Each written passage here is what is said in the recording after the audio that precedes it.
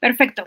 Pues muy buenas tardes a todos. Quiero darles la bienvenida a este noveno coloquio de investigación organizado por la Dirección de Investigación y Posgrado de la Universidad Rosario Castellanos. Mi nombre es Chantal Ávila y hoy voy a ser la moderadora de esta mesa titulada Desarrollo Integral, Estrategias Contemporáneas, correspondiente al programa de la Maestría en Intervención Docente Innovadora en Enseñanza Media Superior, MIDIEMS. Les comento, esta mesa cuenta con una valiosa participación de nuestros dos docentes comentaristas, a quienes pues voy a tener el honor de presentar y que nos estarán acompañando en la retroalimentación que le darán a los debidos estudiantes. Voy a comenzar con la doctora Cruz Noemí Morales Prado. Ella es doctora en Desarrollo Humano, terapeuta cognitivo-conductual, en formación en Psicología, Administración y Educación. Cuenta con una maestría en Educación basada en competencias, así como en diversos diplomados en Psicología, Docencia, Tecnología Educativa, además de certificaciones internacionales. ¿Qué tal, doctora? Muy buenas tardes, la saludo. ¿Qué tal? Buenas tardes, gracias. Perfecto. Y continúo con nuestro siguiente comentarista que tiene el honor de estar aquí con nosotros el día de hoy. Él es el doctor Jorge Hernández Martínez, es licenciado, maestro y doctor en pedagogía por la Universidad Nacional Autónoma de México. Sus principales líneas de investigación se centran en la historia de la educación y la pedagogía, la teoría pedagógica, la filosofía de la educación y la planeación educativa en modalidad presencial, virtual y en línea. Doctor, muy buenas tardes, gracias por acompañarnos esta tarde. Muy buenas tardes a todos, a todas, aquí estamos. Gracias, doctor. Bueno, y pues además de nuestros docentes comentaristas, pues también en esta mesa van a participar estudiantes que presentarán sus avances de trabajo terminal.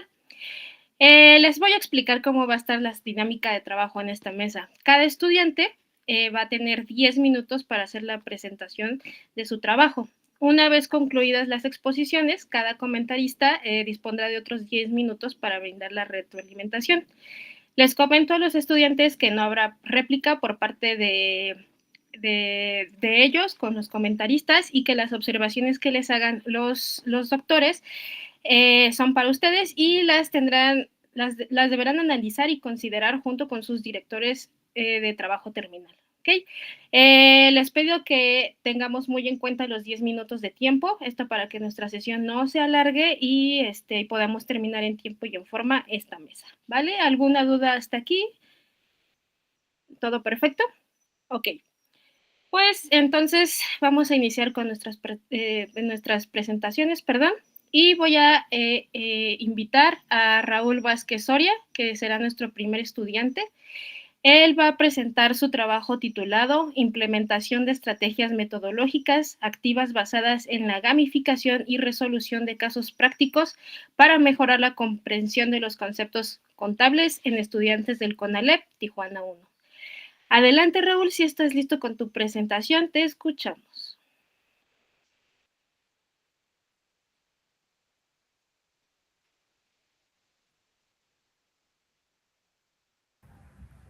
Muy buenas tardes a todos y todos. Tengan la más cordial de las bienvenidas a este coloquio. Un cordial saludo a los que nos acompañan el día de hoy, a los doctores que van a estar comentaristas y también a los compañeros que están, al igual que yo, estudiando esta maestría. Muy bien, voy a iniciar con la presentación. Ha habido ligeros cambios en conjunto con nuestro director técnico y el comité académico que está apoyando en mi intervención, y de igual manera así mismo con las últimas UCAs que hemos construido. El título se ha denominado Análisis del manejo de las cuentas contables mediante la implementación de una estrategia didáctica gamificada en estudiantes de segundo semestre del CONALEP Tijuana 1. Derivado de la línea de investigación práctica docente y estrategias de enseñanza para el aprendizaje en media superior, dentro de la maestría en intervención docente innovadora de la enseñanza de educación media superior, el cual pues mi comité académico está incorporado por el director técnico, doctor Jorge Espinosa Colón, el doctor Santiago González Velázquez y el maestro Víctor Guadalupe Valadez Torres. Me presento con ustedes, mi nombre es Raúl Vázquez Soria, actualmente docente de educación media superior, superior y posgrado. El área de investigación que normalmente yo tengo trazada es el tema de la vinculación educativa, la transferencia de conocimiento en temas de proyectos estratégicos de vinculación escuela-empresa. ¿Sale? Pero bueno, el día de hoy nos va a tocar trabajar sobre las estrategias gamificadas. El contexto institucional que tenemos es educación media superior directamente en el CONALEP Tijuana 1, que pertenece al subsistema CONALEP a nivel nacional, que imparte una formación profesional técnico bachiller en diferentes áreas de estudio, que precisamente el CONALEP Tijuana 1, incorporado en una zona que tiene cierto grado de vulnerabilidad, ya tiene más de 40 años que se incorporó aquí en el estado y maneja precisamente carreras que van con un enfoque que solicita el sector industrial de Tijuana. Trabaja en las carreras de electromecánica, mecatrónica, tecnologías de la información, así como el área contable. En específico me centro en las materias que imparto, en este caso en el área económico-administrativo, en exclusividad la materia de manejo del proceso contable. Estaremos analizando estudiantes de segundo semestre que de acuerdo al plan de estudios del modelo académico del CONALEP, esta materia se imparte durante el segundo semestre. Aquí vemos la importancia del dominio del ciclo contable para darle una continuidad académica y generar en ellos una empleabilidad. Los que conocen la historia de CONALEP fue formado con la intención de que aquellas personas profesionistas lograran tener un título académico medio superior, precisamente para que aquellas personas que no lograran continuar con sus estudios universitarios tenieran este trayecto técnico, sale esta formación técnico bachiller. Por lo tanto, pues es indispensable que los estudiantes próximos a egresar de esta carrera conozcan la continuidad y conozcan todo el proceso contable que conlleva finalmente su perfil de egreso como profesional técnico bachiller en contabilidad. El planteamiento del problema: se identifica un obstáculo pedagógico didáctico persistente, dado que hay una evidencia constante. El último resultado que tuvimos en el 2025, tenemos el 36% de reprobación de esta asignatura como tal, dado que refleja las dificultades estructurales en la comprensión y aplicación del ciclo contable, más allá del desempeño individual que genera cada uno de nuestros estudiantes. ¿Cuál es la naturaleza que vemos en el problema? Un problema pedagógico didáctico no atribuido directamente al estudiante. Vemos estrategias tradicionales como el aprendizaje mecánico, la transferencia del conocimiento por parte del docente de una manera mecánica, dado que la mayoría de la planta docente pues ya son docentes que tienen ya ciertos años cumplidos para llevar a cabo la impartición de estas clases. Una escasa contextualización aplicada a la realidad, porque en la mayoría siguen siendo docentes y ya no se encuentran directamente en el mercado laboral, y la baja transferencia del conocimiento. Por lo tanto, hay una necesidad específica de la transformación de la práctica docente que pueda ser adecuada a la transferencia del conocimiento en el tema, como comento, del manejo de las cuentas contables en esta materia clave en el segundo semestre, ya que parte de lo básico necesario para que se desarrolle todos los demás módulos en su perfil curricular. La pregunta de investigación: ¿en qué medida la implementación de una estrategia didáctica gamificada transforma los procesos de enseñanza-aprendizaje del manejo de las cuentas contables en estudiantes de segundo semestre del CONALEP Tijuana 1? Delimitamos el fenómeno que estamos por investigar, nos da la orientación al diseño metodológico que buscamos y generamos una vinculación enseñanza-aprendizaje e incorporando la innovación educativa, permitiendo partir entonces de esta pregunta de investigación. Raúl, Dime. Te iba a comentar que no se veía tu pantalla completa, pero ya se ve. Ah, ok. Gracias. Gracias. Los fundamentos teóricos, tenemos como fundamentos teóricos ACAP y Determin en el grado de la gamificación como diseño didáctico, en donde no solamente vamos a lograr generar juegos dinámicos, roles específicos, sino de realmente vamos a tener un juego que vaya enfocado a nuestra planeación y a un objetivo académico persistente. Entonces es como llegamos a cabo este diseño didáctico aplicado a las nuevas tendencias pues que buscan en lo particular estas nuevas generaciones. Asimismo tenemos el sustento en la teoría de la autodeterminación, autonomía y competencia por el autor Deci Ryan, y el aprendizaje contable como construcción significativa en el que no sea algo repetitivo, sino que realmente le demos un enfoque más hacia la parte práctica y que podamos llevar a orientar al estudiante a motivarse a través de la gamificación, el poder motivar, el generar este momento de la competencia, la autonomía, para destacar y volver a restablecer sus conocimientos en el tema contable. El enfoque metodológico es un enfoque cualitativo, es un diseño de investigación-acción en la que finalidad tenemos comprender la práctica docente, asimismo transformar los procesos de enseñanza-aprendizaje en el que pues, el docente es pieza clave. Datos cuantitativos para tener el uso descriptivo y complementario en nuestro enfoque metodológico. Nuestra unidad de análisis, como principal, las prácticas docentes gamificadas, asimismo los procesos de enseñanza-aprendizaje, el manejo de contable, y en la unidad de muestreo tenemos como principal promotor, principal fuente de evidencias generadoras a partir del análisis, pues finalmente los estudiantes de segundo semestre, que a través de la implementación de las estrategias didácticas gamificadas vamos a permitir mantener y tener en mente las evidencias que estaremos generando a partir de ello. El plan de acción, vamos a partir de un diagnóstico de la práctica tradicional, vamos a partir de un diagnóstico con los estudiantes para ver cuál es el fundamento, la razón del conocimiento. Vamos a paso número 2, conforme a este diagnóstico a través del modelo EPR, el diseño de la estrategia gamificada. Después de este diseño de la estrategia gamificada, la planeación y orientarlo específicamente a uno de los contenidos de nuestro modelo curricular, vamos a llevar a cabo la implementación en el aula, finalmente con los estudiantes y con las herramientas, así como los recursos proporcionados en el aula, y finalmente vamos a llevar a cabo una evaluación del impacto que se pueda tener respecto a revisar si podemos llevar a cabo disminución a la reprobación, ¿sale? A través de diferentes instrumentos como rúbricas, aparte de la observación docente y las producciones académicas generadas a partir de la estrategia gamificada que se implemente en uno de los temas contenidos en el plan de estudios de contabilidad. La implementación de la gamificación, bueno, vamos a ver o observar retos contables contextualizados a la realidad, vamos a ver resolución de algún caso práctico que oriente a la motivación del trabajo en equipo y de manera individual por medio de los retos o de juegos, el trabajo colaborativo, el uso de las herramientas digitales como Kahoot o Wordwall, que son herramientas que abonan a la gamificación educativa, y bueno, el rol docente como mediador y facilitador del aprendizaje, generando entonces por ahí una serie de actividades con los estudiantes. La reflexión que nos lleva a esto es la gamificación diseñada pedagógicamente, transforma la experiencia de aprendizaje en contabilidad, tanto el docente al momento de impartir como el estudiante de aprender de una forma gamificada, quiere decir a través de juegos didácticos que puedan abonar, reflexionando en no jugar por jugar o poner un juego por poner un juego, sino que realmente se sustente con un tema específico a nuestro objetivo de aprendizaje que busca uno de los contenidos temáticos. El problema se aborda desde la práctica real del aula.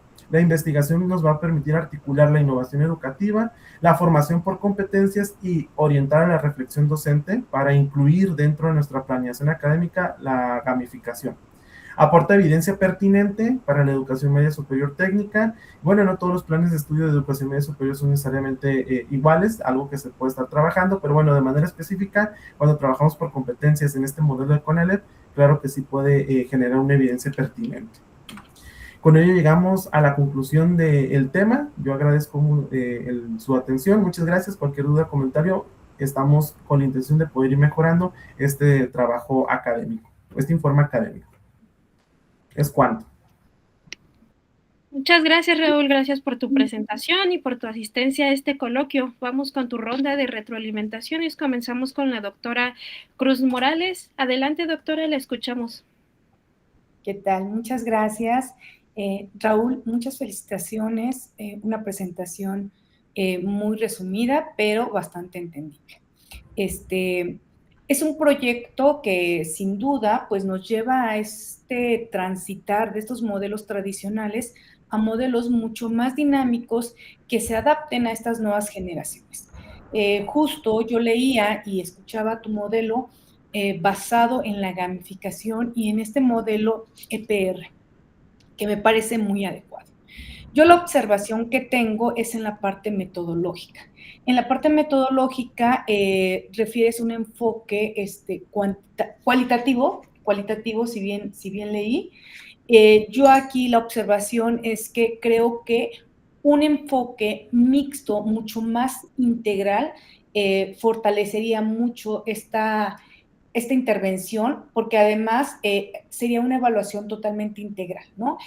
Además estamos hablando de contabilidad, y yo creo que beneficiaría mucho un enfoque mixto, tomar en cuenta elementos cualitativos y cuantitativos.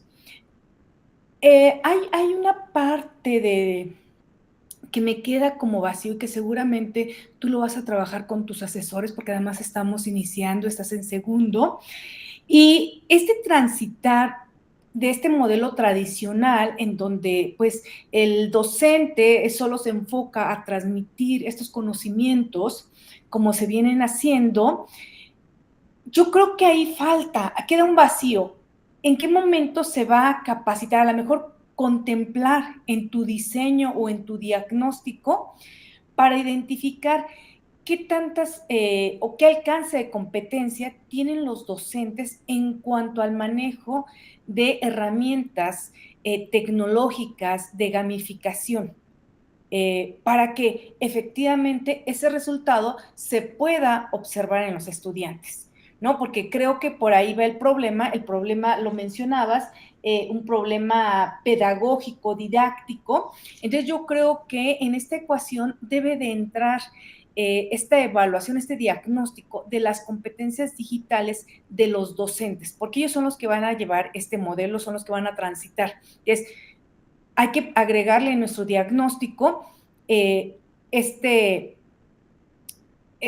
competencias digitales que tienen los docentes para que se pueda uniformar, ¿no? A lo mejor si hace falta algún curso, algún taller a los docentes, hay que unificarlos en cuanto al dominio de estas herramientas para que la intervención pueda darnos mejores resultados. Yo te felicito, a mí me parece, insisto, que es una muy buena combinación. Sabemos que estamos en estos momentos de transición, pero cualquier cosa que podamos hacer y que abone y que mejore los procesos de enseñanza y aprendizaje siempre serán bienvenidos. Muchas felicidades, Raúl. Muchas gracias. Gracias, doctora. Muchas gracias por sus palabras. Vamos a continuar con nuestro siguiente comentarista, doctor Jorge Hernández. Adelante, escuchamos su retroalimentación.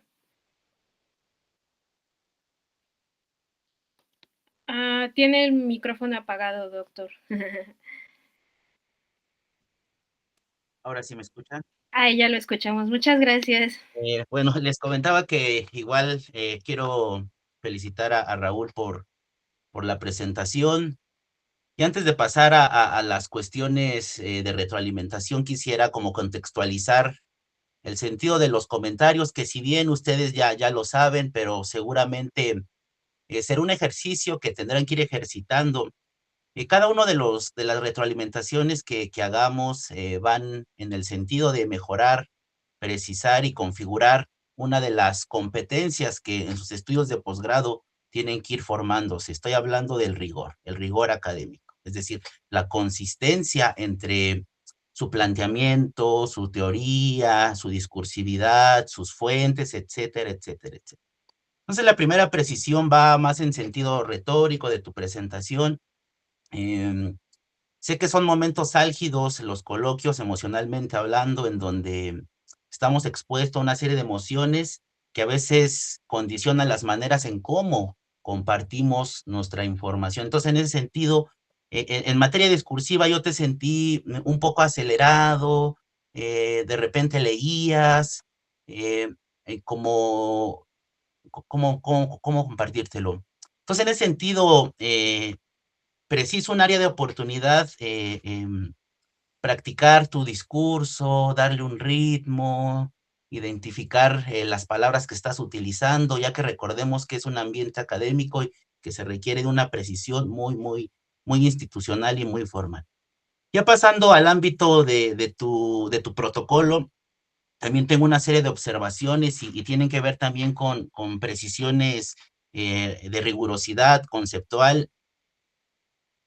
Primero que nada, quisiera compartirte que siempre en un escrito académico, todas las afirmaciones que se hagan en tanto cifras, en tanto afirmaciones argumentativas, tienen que ir regularmente o se recomienda que vayan acompañadas de una fuente teórica, de un fundamento, ya que esto permite primero precisar el horizonte teórico, desde dónde estás desarrollando tus análisis y posteriormente hay que recordar que los escritos académicos son un diálogo entre el gremio que nos dedicamos a estudiar, en este caso el fenómeno de la educación, y la construcción de este marco referencial permite establecer ese diálogo. Entonces, la primera observación es que cada que hagas una Que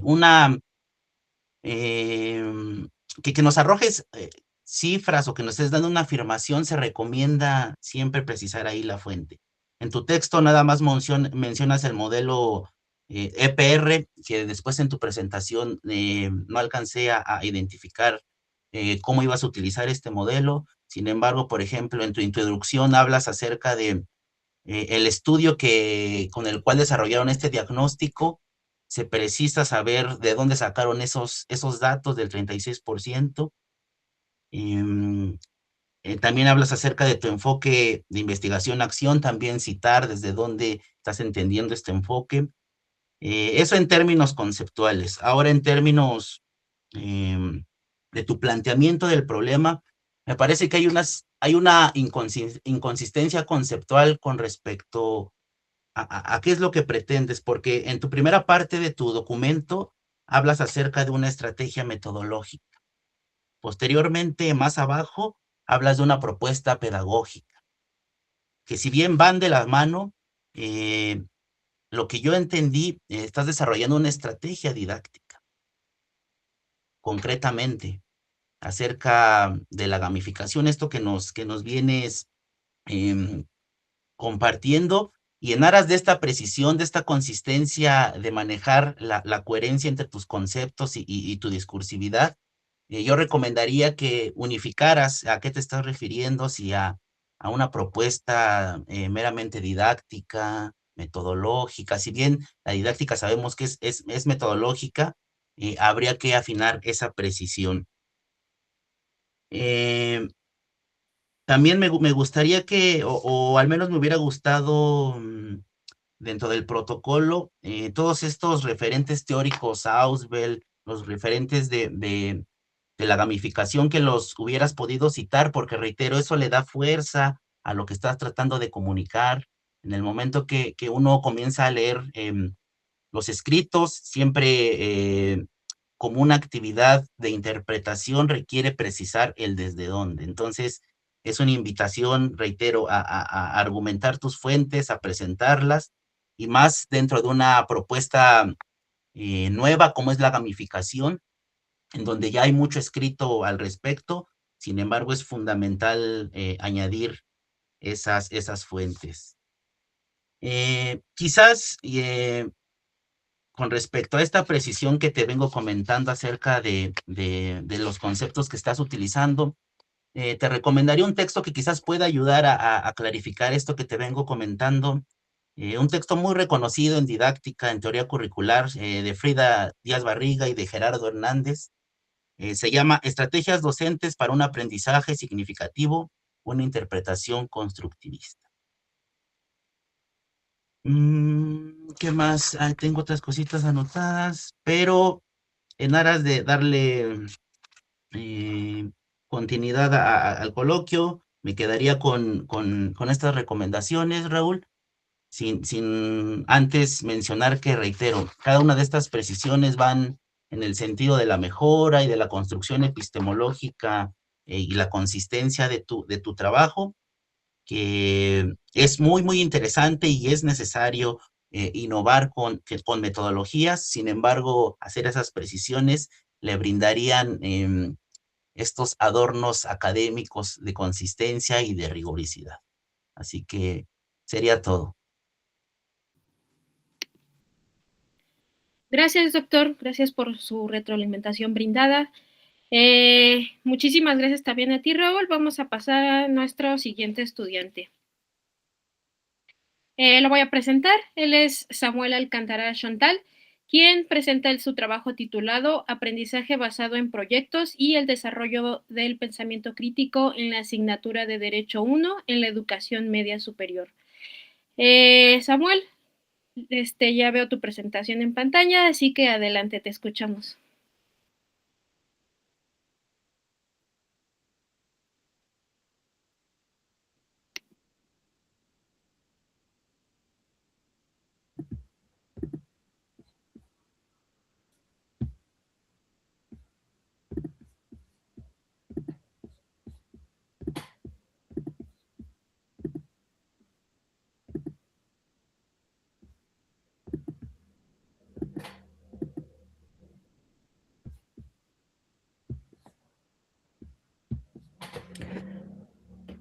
Buenas tardes a todas y todos. Mi nombre es Samuel Alcántara Chontal y soy estudiante del segundo semestre de la Maestría en Intervención Docente Innovadora en la Enseñanza Media Superior. Y el título de mi trabajo terminal es Implementación del aprendizaje basado en proyectos para el desarrollo del pensamiento crítico en la asignatura de Derecho 1 en la Educación Media Superior. El contexto donde se ha de realizar este proyecto de intervención es el Colegio del Pacífico, que es un colegio privado que está ubicado en el Valle del Mayo, en la ciudad de Navojoa, Sonora.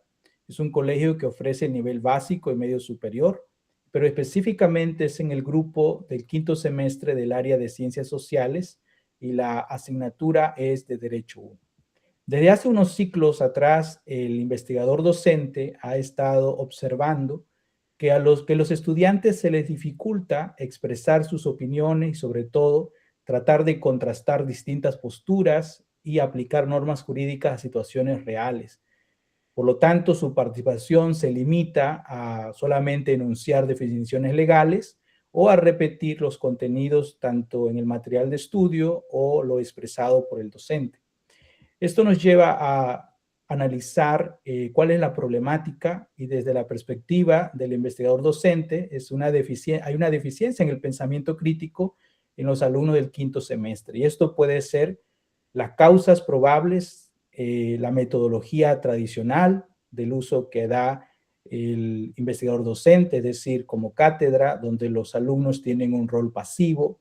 Y de la mano va el tema del perfil docente. El docente es especialista en su área de derecho, pero no en el área pedagógica. Y a la vez también el tema de la carga curricular, que se incentiva que los docentes terminen el contenido de la asignatura.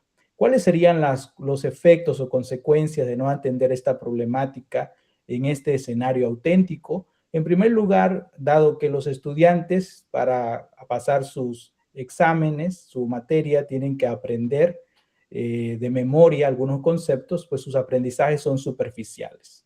Y esto lo lleva a tener una dificultad para interpretar su contexto social jurídico y a la larga afecta su formación ciudadana, tomando en cuenta que es uno de los ejes que tiene la nueva escuela mexicana.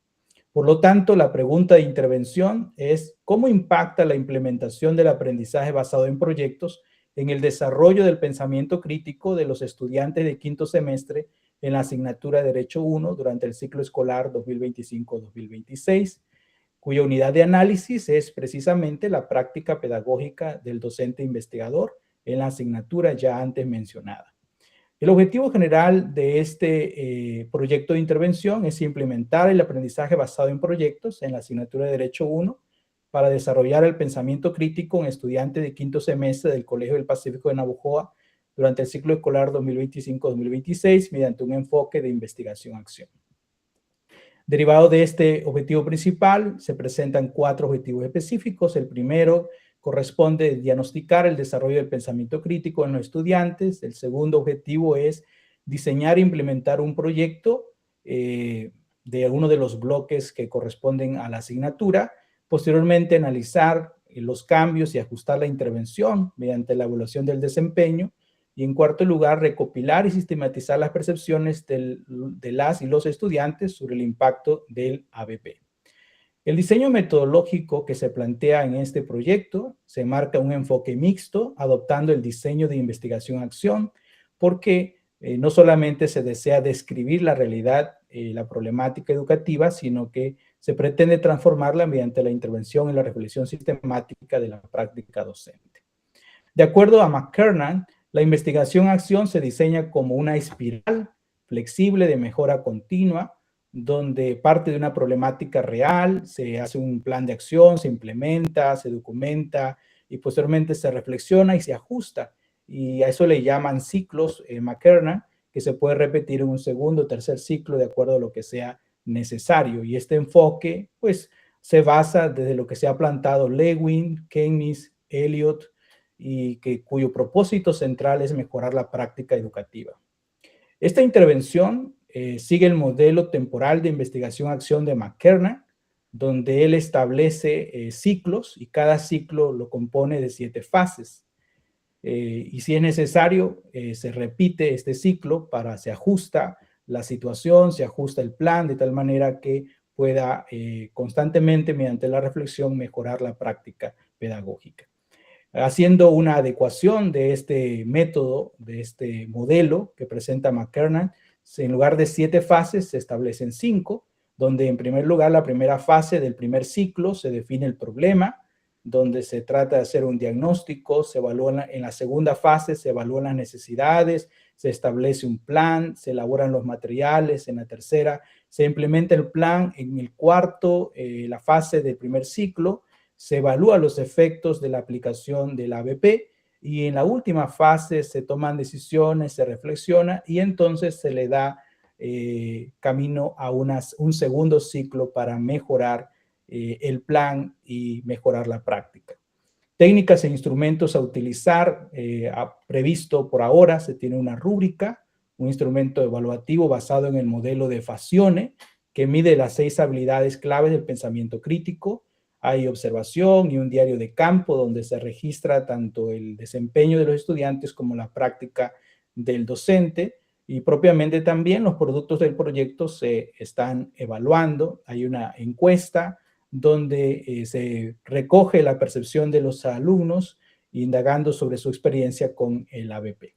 Con respecto a los elementos teóricos, son 2 principalmente: el pensamiento crítico, y hasta ahora este informe de intervención sigue el modelo de Fazione, donde considera que el pensamiento crítico tiene 6 habilidades, que es interpretar, analizar, evaluar, inferenciar, explicar, autorregular. Cada una de las rúbricas seguirán este modelo para evaluar el pensamiento crítico. En cuanto al ABP, seguimos en este sentido a Larmer, un teórico del ABP, donde considera que el ABP tiene 4 fases: desafío, investigación, creación, comunicación, y específicamente la práctica de enseñanza basada en proyectos, de acuerdo a Larmer y Voss, tiene 7 fases para completar esta práctica basada en proyectos. En las investigaciones revisadas hasta ahora, en la gran mayoría o casi en todas, consideran que el ABP, esta metodología activa, promueve el desarrollo del pensamiento crítico.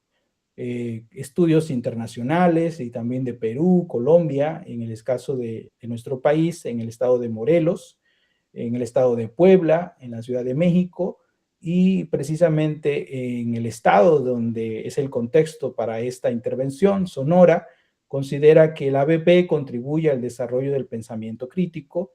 Lo mismo un estudio que se desarrolló en la Ciudad de México en el año 2021, que pareciera tener los elementos de esta investigación, aunque con alguna modificación, llega a esa misma conclusión de la importancia del ABP en el desarrollo del pensamiento crítico.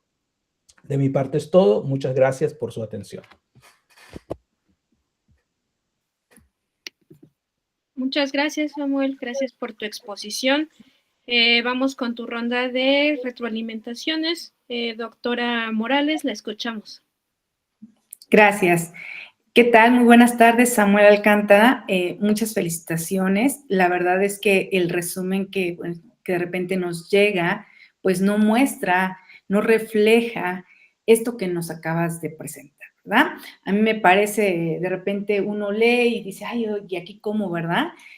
Justo nos falta como ese trabajo completo. Pero yo agradezco mucho esta presentación porque justo estas preguntas que yo me hacía, me las has dejado muy claras, ¿no? En cuanto a la metodología, esta fundamentación que haces del ABP, del pensamiento crítico, ¿no? Entonces, yo te quiero felicitar, Samuel. Es un proyecto con alta viabilidad, y se ve que has tenido una guía, bastante robustecida por tus docentes. Bien, a mí me surgía la duda, ¿no? ¿Por qué una asignatura de derecho, como lo que es el derecho, en donde históricamente nace de un contexto social, económico, político, de una cuestión tan dinámica, en la asignatura se da se da como esta forma memorística, ¿no? Yo digo, ahí ya se perdió, ¿no? Todo lo que tiene el derecho, ¿qué pasó ahí, no? Y yo siempre pregunto, ¿qué pasa con el docente? Así como cuando yo veo el problema en los niños, digo, ¿qué está pasando con los padres, no? Y cuando yo veo esto y leo, y entonces digo, bueno, ¿qué está pasando con los docentes, no? ¿Por qué optan por estas estrategias tradicionales cuando el derecho es totalmente dinámico, ¿no? Cuando el derecho nos lleva a esta reflexión, a esta crítica del sistema, a esta crítica de en dónde esta cuestión de la justicia, de la legitimidad, etc., de tantos términos que nos regala el derecho, ¿no? Y entonces yo digo, ¿qué es lo que pasa aquí, no? Si bien tú ya has elegido un grupo al cual vas a llevar a cabo esta intervención, pues seguramente tú dices, bueno, yo tengo esta inquietud, yo me he capacitado, yo sé cómo se maneja el ABP, que puede fortalecer el desarrollo del pensamiento crítico, etc., ¿no? Yo creo que también habría que integrar en tu estudio también de tus colegas que dictan la misma asignatura, ¿cómo andamos, no? ¿Cómo andamos en esas estrategias didácticas, no? Porque de repente pues nosotros en un grupo queremos dar todo lo máximo, ¿no? Pero de repente siempre como que nos llegan, ¿no? Así como que con ideas extrañas, de repente los estudiantes decimos, ¿pero qué pasó, no? Y ahí habría, cabe la oportunidad de realizar una evaluación. ¿Qué estrategias, cómo se está llevando en todo el colegio esta impartición de derecho, ¿no? Que a mí me parece que, pues debiera, ¿no? Siempre me extraña, ¿no? Debiera ser desde esta cuestión crítica, ¿no? Desde este pensamiento crítico, reflexivo, ¿no? Y si ya estamos viendo que esto es como muy recurrente, algo está pasando con nuestros docentes, ¿no? Esa es la invitación. Habría que meter en nuestro diagnóstico también qué es lo que está pasando con los otros colegas, ¿no? Porque a lo mejor pues, a uno no nos toca dar todas las asignaturas de derecho, ¿no? Solamente una, ¿no? Entonces, ¿qué es lo que está pasando con todos los docentes de derecho, ¿no? Y eso nos lleva a un área de oportunidad de compartir experiencias con nuestros colegas, a compartir estrategias, herramientas de enseñanza, ¿verdad? Y favorece a toda la comunidad. Esa es la parte que yo me quedaría y que a mí me parece que tu proyecto puede aportar, y puede aportar en dos direcciones, hacia los estudiantes, pero también hacia la comunidad docente, ¿no? Que tenemos que hacer ahí esta alianza. ¿Qué es lo que está pasando? A mí me quedarían esas preguntas. Por lo demás, y de acuerdo a lo que leí y de lo que ahora nos has expuesto, pues sí surgen algunas preguntas o algo más, pero yo creo que leyendo el trabajo completo, pues se podría clarificar. Insisto, yo te felicito, una presentación bien medida, un lenguaje claro. Muchas gracias, Samuel. Gracias por su intervención, doctora. Escuchamos ahora a nuestro segundo comentarista, doctor Hernández. Lo escuchamos. Muchas gracias. Buenas tardes, Samuel. Igual quiero felicitarte por la presentación.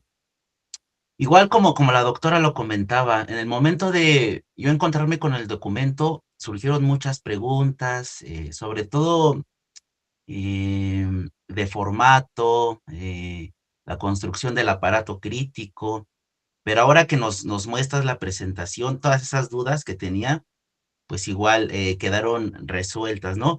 Entonces, en ese sentido, la invitación sería para los subsecuentes eventos académicos, intentar precisar ese rigor que mostraste ahorita en tu presentación, mostrarlo en tu documento, ¿no? Citando las fuentes, argumentando esta parte que nos mostrabas de esta implementación de este modelo del el ABP, vaya, dotar de herramientas dentro de tu marco teórico conceptual que permita comunicar de manera íntegra esto que nos acabas de compartir. Entonces, en ese sentido, quizás la única precisión que a mí me gustaría y que quizás ya la tienes tú dentro de todo el trabajo que has presentado el día de hoy, es identificar y precisar oportunamente qué estamos entendiendo por pensamiento crítico. Ahorita en la presentación sí nos hiciste una aproximación a estas características o estas cualidades de cómo ejercer esta parte del pensamiento crítico, ¿no? Sin embargo, si haces un análisis de lo que estás entendiendo concretamente a nivel conceptual, creo que le brindarás a tu trabajo una fortaleza argumentativa que sería como la cerecita en el pastel, ¿no? Entonces, en ese sentido, yo invitaría a esto, y quizás una duda que la dejo igual también para que te la lleves pensando, quizás también ya la tienes resuelta, y si no, que la tomes en cuenta. En tu documento hablas acerca de que vas a desarrollar un reporte de intervención educativa como diseño de investigación-acción bajo un enfoque cualitativo. Aquí mi duda es en este sentido. Este reporte, ¿qué categorías o bajo qué categorías estás dando o vas a construir este reporte? Es decir, ¿qué aspectos se toman en cuenta para dar una lectura de este diagnóstico que estás realizando, ¿no? Entonces, en ese sentido, me parece que en el terreno metodológico, ahí es fundamental que expreses de manera clara cuáles son las categorías para dar cuenta de ese diagnóstico pues sí, de un área de oportunidad en el sentido pedagógico. Por otra parte, ya para finalizar, quizás también en aras de visualizar este estudio en una dimensión a largo plazo, si bien ahorita estás haciendo un diagnóstico particularmente de una metodología muy concreta, y como bien lo señala la doctora Noemí, quizás puedes expandir este análisis a otros ámbitos, docentes, o más aún de cómo está planteado curricularmente la licenciatura, ¿no? Que nos llevaría a debates que tú seguramente sabes mucho mejor que nosotros con respecto a cómo se está entendiendo el derecho, ¿no? Para que lo que se llama filosofía del derecho, ¿no? Que es, digamos, la base fundamental que todo docente debe de asumir a conciencia para vincular estos futuros abogados y abogadas. Entonces, en ese sentido, reitero igual mis felicitaciones. Otra de las cuestiones que quiero destacar es tu presentación puntual, tiene dentro de los criterios estéticos de lo que comunicas, me parece puntual, información muy concreta, y acompañó y me parece que respondió la presentación en general la mayoría de las dudas que a mí me habían surgido al momento de leer el protocolo. Entonces, sin más, sería mi comentario y un gusto. Gracias, doctor. Gracias a ambos por la retroalimentación brindada, y de nuevo gracias a ti, Samuel, por tu participación en este coloquio. Pues pasemos con nuestra siguiente estudiante. Ella es Kendra Valdés García. Su trabajo se titula Exploración de los apoyos emocionales institucionales para estudiantes de posgrado y su influencia en la experiencia formativa. Kendra, si estás lista, adelante, te escuchamos.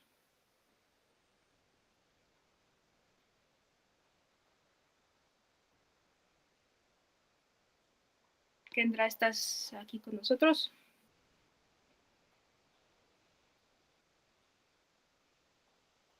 Sí, dame un momento. Sí, claro.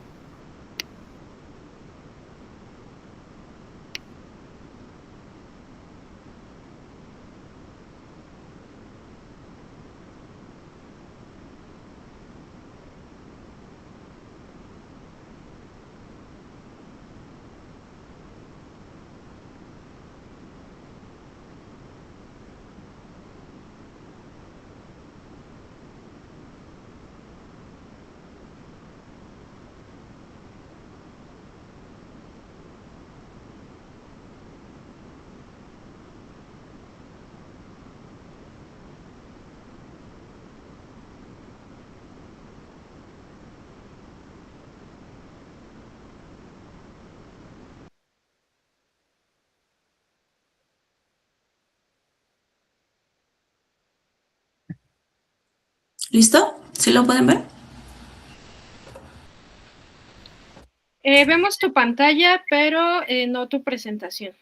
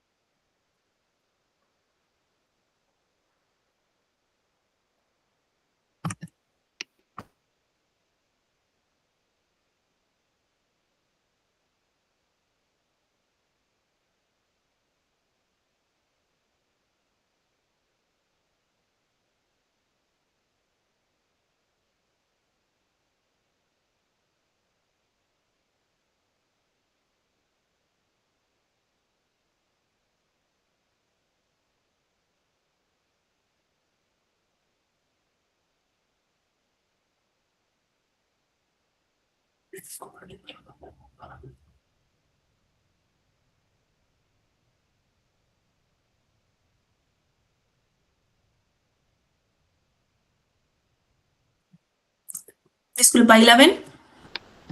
Sí, ya estamos viendo tu pantalla. Solo falta agregar modo presentación, Kendra, para que se vea grande. ¿Listo? Listo. Ok. Bueno, pues buenas tardes. Mi nombre es Kendra Valdés García. En esta presentación pues expondré mis avances de mi trabajo terminal que lleva como título el apoyo institucional al bienestar socioemocional en el posgrado del Colegio de la Frontera Norte, un estudio exploratorio sobre prácticas, ausencias y experiencia formativa.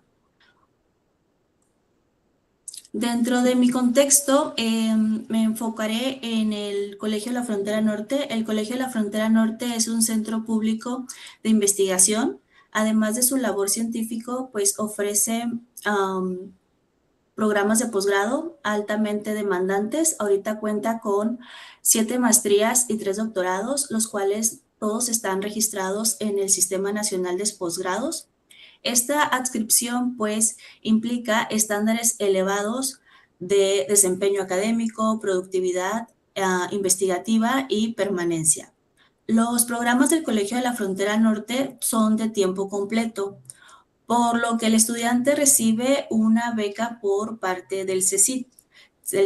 Para poder mantener esta beca, el estudiante debe de cumplir con ciertas obligaciones y reglas, desde disponibilidad para residir en la ciudad de Tijuana, mantener un promedio mínimo de 8, acreditar el total de sus asignaturas en los tiempos establecidos por la institución, asistir de manera regular y presencial a todas sus clases, cumplir con los calendarios y actividades institucionales en sus tiempos y pues darle el avance constante de sus actividades y trabajos académicos para al final pues presentar su examen de grado. En este contexto, si bien el COLEF cuenta con mecanismos sólidos de seguimiento académico y administrativo, la atención institucional en necesidades socioemocionales no aparece claramente integrada ni sistematizada como parte del acompañamiento formativo, lo que me abre pues el campo a una dimensión poco explorada en la experiencia del posgrado. Kendra, solamente antes de que continúes, una pantalla está tapando tu presentación, exacto. Esa pantalla, muévela para que se pueda ver tu presentación. Exacto. Quítala completamente. Yo no sé por qué me aparece. Bueno, la puedes cerrar. Ahora ya no vemos tu presentación. A ver. Otra vez selecciona las diapositivas acá abajo. La presentación, exacto. Muy bien. ¿Listo? ¿Listo? Ya. Mi problema de investigación pues se centra en el Colegio de la Frontera Norte y he observado una insuficiencia institucional en la provisión de apoyos socioemocionales sistemáticos para estudiantes de posgrado, lo que limita pues la atención integral de sus necesidades socioemocionales y repercute en su trayectoria formativa, en su bienestar académico y su permanencia. Los estudiantes pues se enfrentan a múltiples exigencias académicas y personales que influyen directamente en su bienestar socioemocional, desde carga de trabajo, presión académica, exigencias de investigación, situaciones personales y pues incluso la separación familiar, ¿no? Ya que los estudiantes pues deben trasladarse a la ciudad de Tijuana y pues la beca a veces no es, que reciben por parte del Citi, pues no es suficiente, ¿no? Sin embargo, pues he observado que no existe, que existe un mecanismo, pero insuficiente o limitado a la disponibilidad de apoyos socioemocionales, ¿no? Esta limitación, pues no solo deja al estudiantado sin un acompañamiento adecuado en momentos críticos, ¿no? Sino que también, pues, repercute en su bienestar general, en su rendimiento académico, en su continuidad con sus estudios. Y pues muchos de los estudiantes también pues desean terminar sus estudios antes, ¿no? Y no continuar con ellos. Es por ello que el problema de mi investigación se centra en explorar cómo los estudiantes de posgrado enfrentan sus necesidades socioemocionales, considerando el rol que juegan los apoyos disponibles, ¿no? En este contexto de altas exigencias académicas.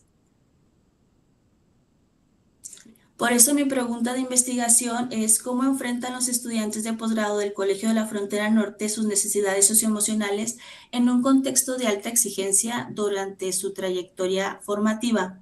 Mi pregunta secundaria 1 sería cuáles son las principales necesidades socioemocionales que los estudiantes de posgrado identifican durante su trayectoria formativa en el Colegio de la Frontera Norte, y mi pregunta secundaria 2 es cómo incide la debilidad de los apoyos socioemocionales institucionales en la trayectoria formativa de los estudiantes de posgrado del Colegio de la Frontera Norte.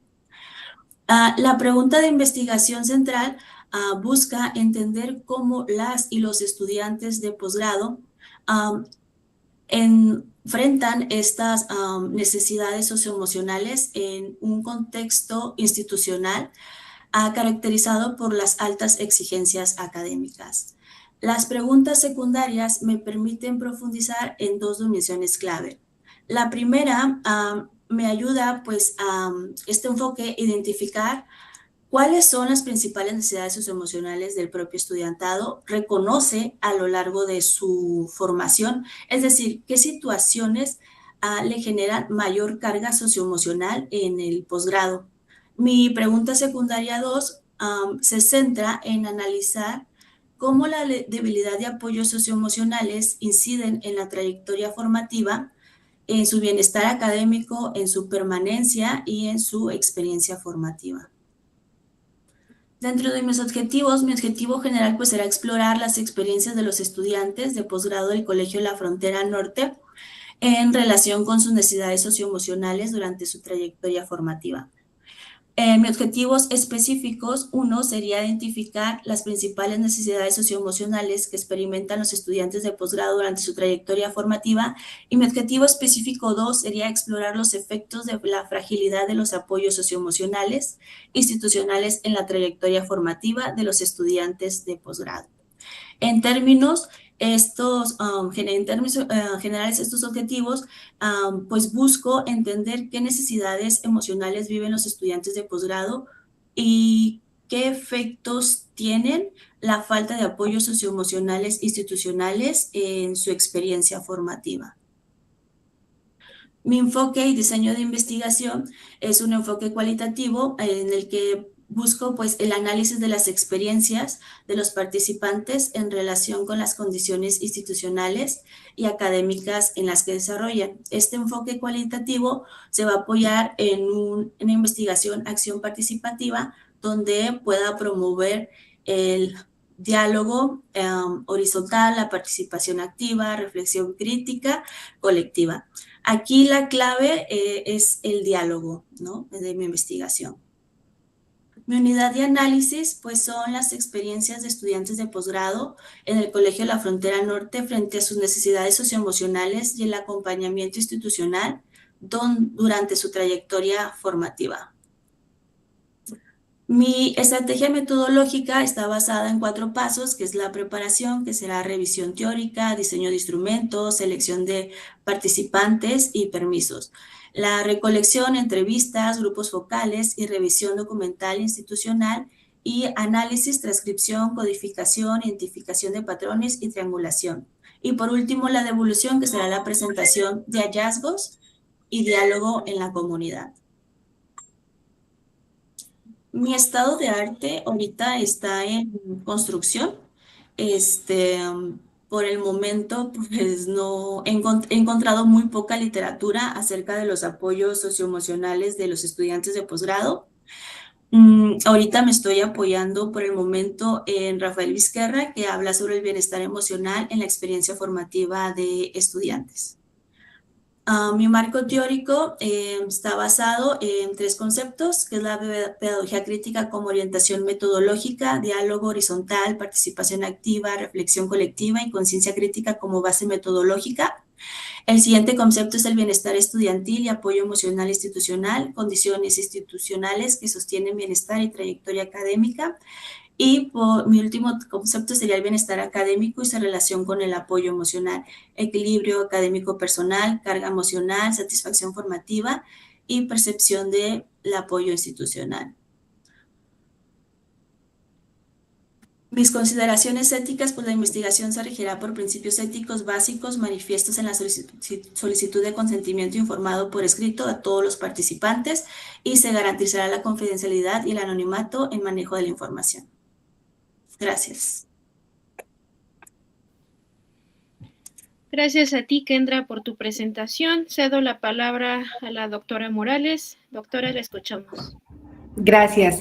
¿Qué tal, Kendra? Gracias por esta presentación. Sin duda, pues es un tema un poquito complicado, ¿no? Hablar de emociones, que es una cuestión, pues, un tanto subjetiva, siempre es difícil. Y por ello yo te agradezco y te felicito de que hayas tomado este reto, porque es todo un reto. Mira, el ser humano, pues viene todo el tiempo, ¿no? Desde que nace, acompañado de un conjunto de emociones, ¿no? Y pareciera que en la adolescencia es cuando como que hacemos crisis, ¿no? Y es ahí como cuando necesitan, ¿no? Pareciera que eso es lo que observamos. Pero nos hemos dado cuenta que no es verdad, o sea, que todos en diferentes momentos de nuestra vida necesitamos este apoyo emocional, ¿no? Yo te felicito porque tú has volteado tu mirada hacia una población adulta de posgrado y que consideras que hay estas necesidades socioemocionales, ¿no? Cuando nosotros vamos a trabajar un tema tan subjetivo, tenemos que ayudarnos de instrumentos muy objetivos para que esto no tenga un sesgo, ¿no? Y eso lo que nos puede ayudar es cuidar mucho la rigurosidad metodológica, los instrumentos que vamos a utilizar, ¿no? Para que no caigamos en estos sesgos o en estas subjetividades. Me parece a mí muy pertinente este tema porque si bien hemos escuchado casos, ¿no? Ya en grados como maestrías, doctorados en medicina, en donde los estudiantes de más de 30 años pues entran en crisis. ¿Y por qué no? Somos humanos. Nada más tan fácil, ¿verdad? Entonces me parece muy pertinente este tema. Ahora, hay algunas dudas que yo tengo y que seguramente, pues tú las vas a trabajar o ya las has trabajado seguramente con tus asesores. Y yo creo que hay que reforzar esta parte del diagnóstico. Cuando dices, ¿cuáles son las necesidades emocionales? Hay que dejarlas bien claras. ¿Cuáles son esas necesidades emocionales? ¿Verdad? Y para nosotros identificar cuáles son esas necesidades emocionales, tenemos que apoyarnos de un instrumento validado que nos ayude a conocer de manera muy cercana cuáles son esas necesidades, ¿no? También aquí, cuando dices cómo inciden estas cuestiones emocionales en la trayectoria, en el desempeño académico y la trayectoria formativa de los estudiantes, ¿no? Y ahí, yo insisto, hay que medirlo muy clarito, muy objetivamente. Y también hay que delimitar, ¿no?, esta parte de los apoyos institucionales. A mí me gustaría saber, bueno, ¿qué es lo que da la institución, ¿no? O qué se entiende como este apoyo institucional, hasta dónde puede, ¿no? Porque vamos a darnos cuenta que si bien en toda institución podemos encontrar pues esos departamentos que van a ayudar esta cuestión emocional del estudiante. Pero hay limitantes, ¿no? No es lo mismo a que ya el estudiante necesite una terapia a que pueda recibir contención de la propia institución, ¿no? Entonces, hay que diferenciar, ¿no? Y a mí me gustaría tener esta claridad de qué es lo que está ofreciendo, hasta dónde la institución se esté involucrando, ¿no? Que quede bien clarito, ¿no? También habría que conocer, ¿no? Muchas veces, ¿no?, el estudiante está así como que, ay, sí, necesito el apoyo, pero no lo pide, o no sabe, no tiene la información que la institución le puede dar todo esto, ¿verdad? Entonces, yo creo que el diagnóstico, reforzarlo con esos instrumentos que nos den mayor claridad, puede favorecer esta investigación. Bien, ahora nos hablas de una investigación exploratoria, en donde yo entiendo que es exploratoria, un tanto descriptiva, en donde no vas a hacer una intervención como tal, o al menos no queda tan claro, ¿verdad? Sin embargo, ¿por qué me genera duda? Porque refieres dentro de la metodología la investigación acción participativa. Y esta metodología de investigación acción participativa implica una intervención. ¿Por qué? Porque estamos hablando de una transformación.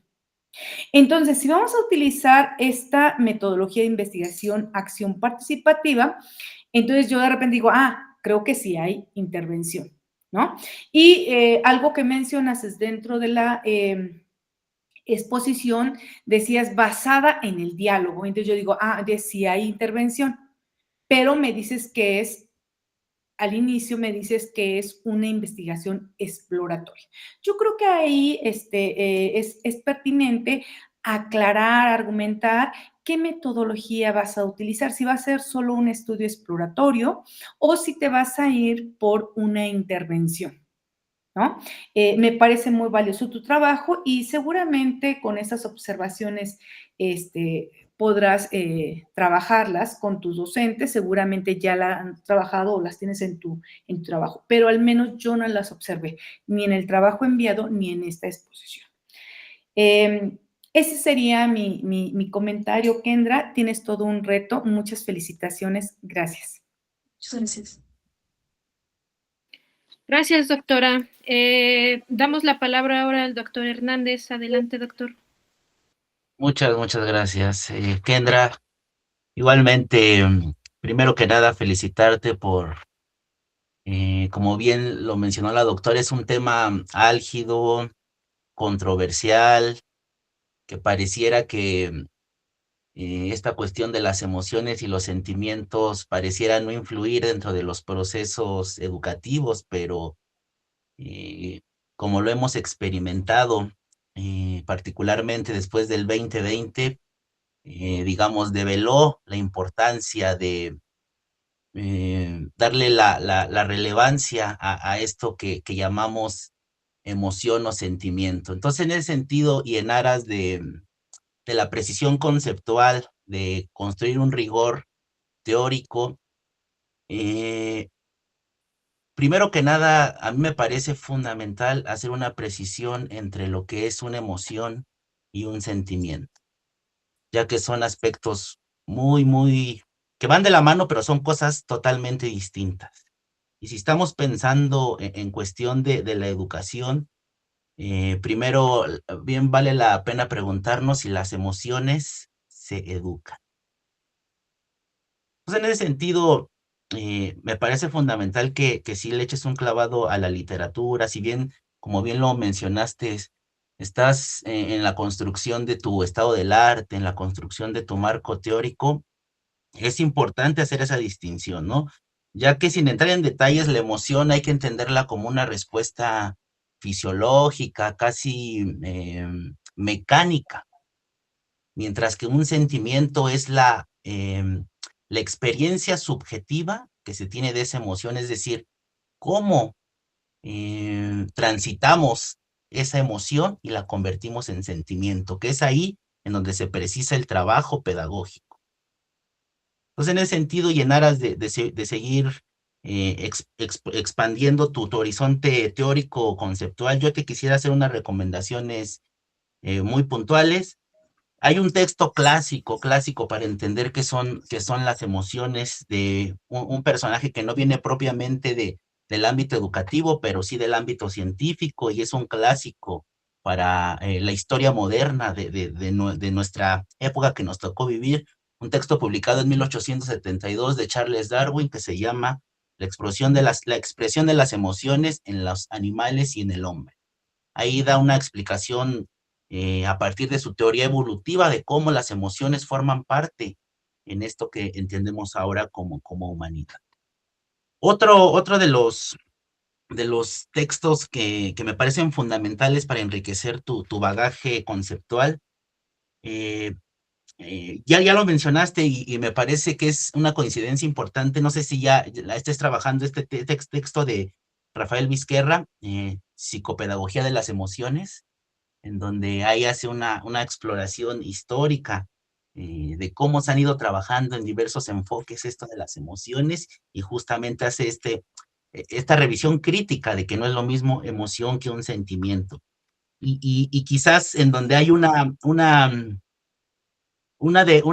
argumentación y una exposición de manera más clara a esta distinción que te pido la tomes como una sugerencia a tomar en cuenta, claro, dialogando con tu comité y con tu director o directora de tesis.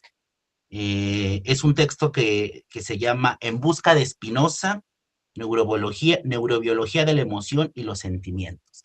Es un texto que quizás es algo álgido de leer porque combina filosofía, combina cuestiones de la neurociencia que quizás en un primer momento podemos decir, ¿cómo vamos a darle lectura? Sin embargo, es un ejercicio académico de rigurosidad, particularmente de una formación interdisciplinaria, multidisciplinaria que se requiere en un nivel como es el caso del posgrado. Entonces, en ese sentido, esas serían las recomendaciones teóricas para darle esa rigurosidad y fundamentación a lo que nos presentas. Y como en el caso de los compañeros que te antecedieron, también a ti te compartiría este comentario que a lo largo de un escrito académico se deben de citar fuentes, se debe de brindar pues sí, las pistas bibliográficas de dónde estás tomando muchas de las aseveraciones que haces, que reitero, al ser un escrito académico, al hacer ese tipo de aseveraciones, requerimos argumentar en aras de fortalecer, pero también en aras de establecer un diálogo académico, un diálogo científico acerca de lo que significa educar. Otro comentario que quisiera realizar, justo lo que tiene que ver con la cuestión del diagnóstico. En el documento que nos compartiste y ahorita que nos compartías de igual manera en tu presentación, a manera de diagnóstico nos dices que hay un vacío institucional en la provisión de estos apoyos socioemocionales, sentimentales, ¿no? Mi pregunta sería, ¿cómo realizaste este diagnóstico, no? Vaya, si por experiencia docente, recordemos que estamos haciendo una investigación científica que requiere de una fortaleza en el momento de hacer afirmaciones. Entonces, quizás valdría la pena precisar esta metodología en el sentido de, como punto de partida, establecer un instrumento como parte de tu metodología que precise este diagnóstico. Y que quizás ahí sí te puede servir esta metodología de investigación, acción participativa, siempre y cuando, como lo mencionó la doctora, presentes posteriormente a tu diagnóstico una perspectiva pedagógica con respecto a esa problemática que identificas en tu diagnóstico. ¿Qué más podría comentar? Yo creo que y otra cosa fundamental que me llamó la atención, y lo digo en aras de fortalecer, y sobre todo me llamó la atención para bien, ¿no? Que mencionas que como parte de tu bagaje teórico que va a sustentar esta propuesta es la pedagogía crítica. Es súper interesante los postulados de esta corriente teórica. Sin embargo, también te recomendaría precisar qué de la pedagogía crítica, ¿no? No es lo mismo hablar, no sé, de Henry Giroux, de Michel Apple, o de el mismo Paulo Freire, o gente más contemporánea, Rita Segato, etcétera, etcétera. Hacer esas precisiones, porque reitero, le brinda una consistencia, un desde dónde estamos enunciando esto, y sobre todo, para fortalecer conceptualmente lo que estás realizando. Y pues, en términos generales, considero que quizás me faltó mencionarlo en las participaciones pasadas, pero a manera general y utilizando el espacio particular ahorita si bien vamos iniciando, me parece que es un momento fundamental para precisar a ciencia cierta la construcción de nuestro planteamiento del problema, digamos, las bases, para posteriormente dar los siguientes pasos. Entonces, pues reitero, de igual manera, felicidades por estos esfuerzos. Yo sé que son procesos duros, complejos, y que a veces emocionalmente, valga la redundancia y por quizás ironía, son fuertes, ¿no? Son fuertes, que otra de las condiciones o de lo que tenemos que ir aprendiendo en los posgrados es a transitar estos momentos álgidos de presentarlo en público, y pareciera que se reciben puros comentarios negativos, y obviamente eso condiciona nuestro estado de ánimo, pero reitero, es con aras de lo que se busca en este posgrado, ¿no? Su formación en términos de excelencia. Entonces, sería todo de mi parte. Muchas gracias. Sí es, gracias doctor, gracias por sus comentarios, a nuestros dos comentaristas, gracias por sus valiosas sugerencias. A ti, Kendra, gracias también por tu presentación. Vamos con nuestra siguiente estudiante, nuestra cuarta estudiante, ya la última en esta mesa. La presento, ella es Ivette Selene Quintana Noguera, quien tiene un trabajo titulado Estrategias de aprendizaje para el dominio de matemáticas en estudiantes de educación media superior, el caso de CCH. Ivette, adelante, ¿estás lista? Te escuchamos.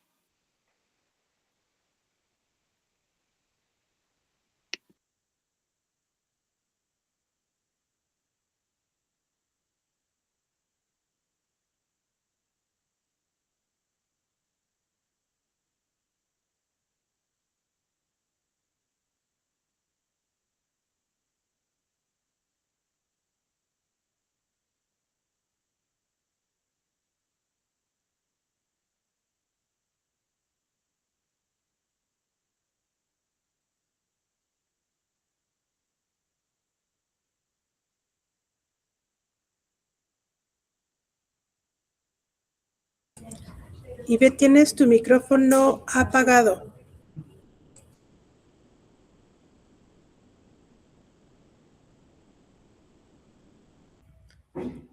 ¿Ya ven mi presentación? Listo. Bueno, elegí voy a presentar un poco de mis avances sobre el tema de estrategias de aprendizaje en educación media superior. Básicamente elegí este tema porque desde varias décadas hay un rezago educativo, particularmente en las materias de matemáticas, y aunado a eso que las pruebas Planea y PISA han colocado a México dentro de los niveles más bajos. En el caso de Planea, La mayoría de los estudiantes están clasificados en el nivel 1 y 2, tanto en matemáticas como en lecturas. Hasta ahora llevo a cierto marco teórico el que voy a presentar hasta el momento, y está basado particularmente en la teoría de la modificabilidad estructural cognitiva del autor Ruben Feuerstein en la década de 1950. Y esta propuesta rompe con la idea tradicional fija de que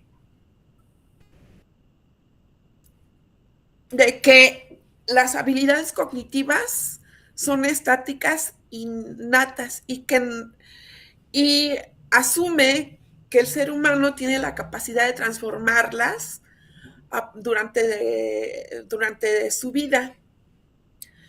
Este cambio ocurre principalmente mediante la mediación adecuada. Por ejemplo, la mediación del maestro, un padre, un guía. Y esto implica que todos podemos mejorar esas habilidades cognitivas de las cuales disponemos.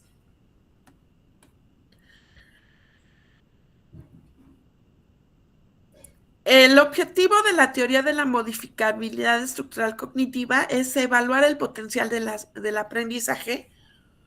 Ay, ¿no lo ven? No está cambiando tu presentación, Ivette. Si quieres, a ver, puedes intentar volverla a poner.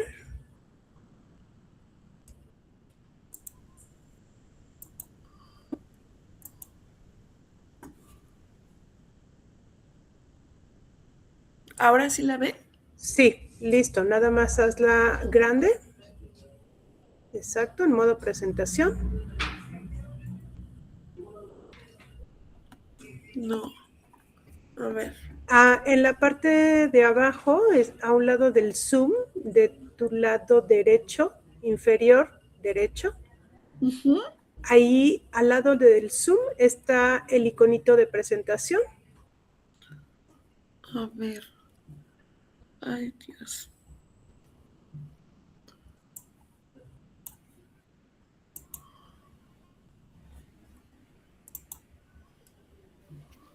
Hasta abajo, en la esquina inferior derecha. Esquina inferior derecha. Ah, ok. No, de presentación. Es el iconito que está a un ladito del signo de menos. Ah, listo, ya está. ¿Listo? Sí. Ok.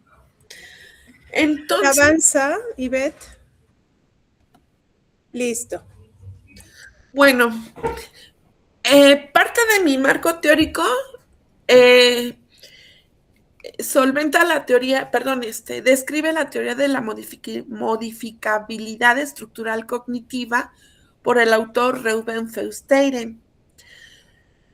Él nos dice que es que no, esta ventana no me deja ver.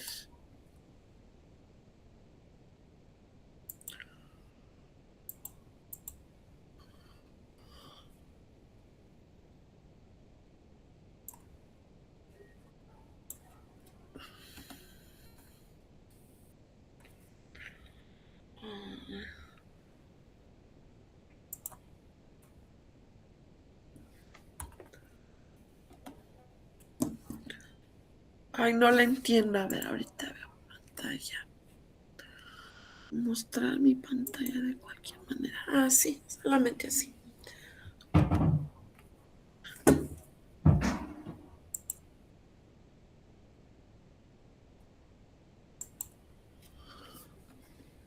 ¿Ahí sí ven el cambio? Sí. Ok. La premisa principal de esta teoría es que la inteligencia y las habilidades cognitivas no son estáticas, y el ser humano tiene la capacidad de transformar su mente a lo largo de su vida a través del aprendizaje mediado de forma adecuada, ya sea por un maestro, un padre o un guía. Es decir, que el desarrollo cognitivo puede ser perfeccionado continuamente.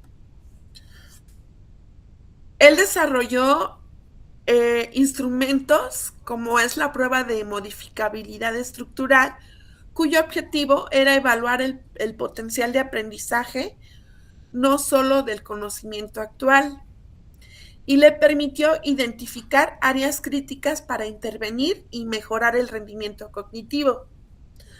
Por ello, considero que es muy importante el conocer las estrategias de aprendizaje de los alumnos, dado que existen diversos modelos de aprendizaje. Tenemos desde niños que son kinestésicos, aquellos que, por ejemplo, aprenden por medio al observar, y existen diferentes formas de aprendizaje. Dentro de estilos de aprendizaje, Silvia Schmenke nos dice que cada persona desarrolla un estilo de aprendizaje que se integra y forma parte de su personalidad a lo largo de la vida. Así tenemos el estilo profundo, basado en la conceptualización, cuya característica principal es que busca comprender la lógica y los conceptos de fondo. De elaboración, su base estratégica es la personalización, y donde el estudiante logra relacionar información nueva con experiencias propias. Y la superficial, que es la memorización, que se enfoca en la repetición y retención de datos técnicos. De acuerdo con el autor Porter, las estrategias implican diseñar acciones complejas y es de naturaleza multidimensional, cuyos principales 4 ejes son los mentales, como es el procesamiento de información, socioafectivos, emociones e interacción social, sensomotores, relación entre sentido y movimientos, y neurológicos, que básicamente es cómo está conformado nuestro cerebro y la biología del cerebro. Este concepto, de acuerdo con Pecuela y Bocos, se entienden como una integración de 2 procesos cognitivos, que son, por ejemplo, la ejecución de la tarea y el manejo de la información, y metacognitivos, que es el conocimiento y control sobre el propio aprendizaje. Respecto a la metacognición, objetivamente no es solo acumular datos o información externa, sino incluye la comprensión personal y activa sobre cómo se adquiere u organiza dicha información. De este modo, una característica de personas metacognitivas es que son conscientes de sus estrategias de aprendizaje, tal que tienen la habilidad de analizar la eficacia de sus métodos y también de adaptarse, es decir, modifican sus estrategias de aprendizaje de acuerdo a las necesidades de la tarea. En este sentido, como pilares, tenemos la autorreflexión y la conciencia del proceso cognitivo. Y de acuerdo con Maldonado, el aprendizaje autónomo y autorregulado es esencial en la formación estudiantil. Esto también implica que el estudiante elige y usa sus conocimientos según las demandas del entorno. Su relevancia radica en que integran los recursos cognitivos utilizados para enfrentar y gestionar el proceso de aprendizaje. En este sentido, Mi investigación está basada mediante la siguiente metodología. Pienso trabajar con 150 estudiantes del CCH Azcapotzalco de los semestres segundo, cuarto y sexto. ¿Por qué? Porque dentro de todo lo que he leído,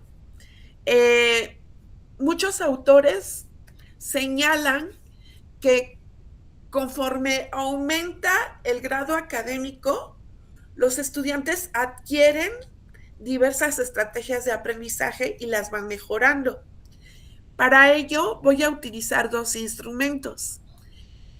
Voy a utilizar dos, que es el cuestionario de evaluación de las estrategias de aprendizaje para estudiantes universitarios, CBAPEU, que ha sido utilizado en diversas investigaciones. Y diseñé un cuestionario sociodemográfico que abarca preguntas desde su tipo de hogar, si son o no repetidores, el nivel de ingresos en el hogar,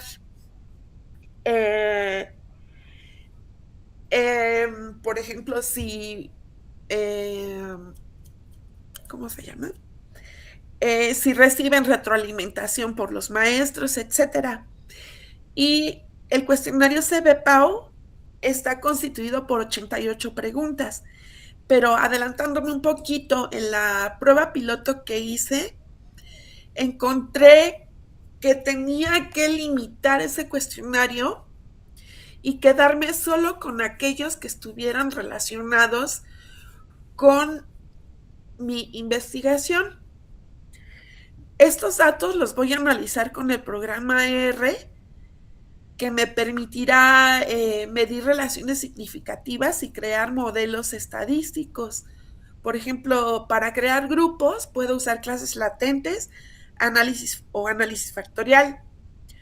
O bien, ya para lo que es el análisis, para encontrar esas asociaciones, puedo usar regresión lineal bayesiana o modelos Probit. Entonces, lo que quiero hacer es que después de identificar los grupos de estudiantes según sus estrategias de aprendizaje, hacer una revisión documental para analizar estrategias de enseñanza que fortalezcan ese aprendizaje metacognitivo. Y también medir si esas preguntas, del CBAPEU puede funcionar a los docentes para